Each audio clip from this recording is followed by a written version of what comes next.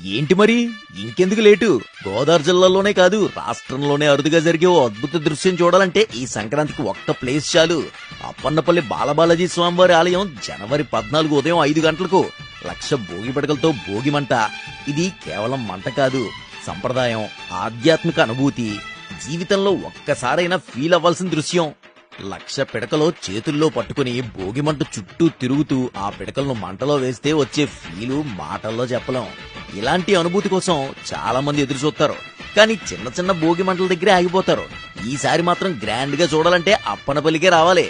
ఈ మహావైభవాన్ని సక్సెస్ చేయడానికి అప్పన్నపల్లి బాలబాలాజీ దేవస్థానం అధికారులు, సిబ్బంది అందరూ ఫుల్ రెడీ.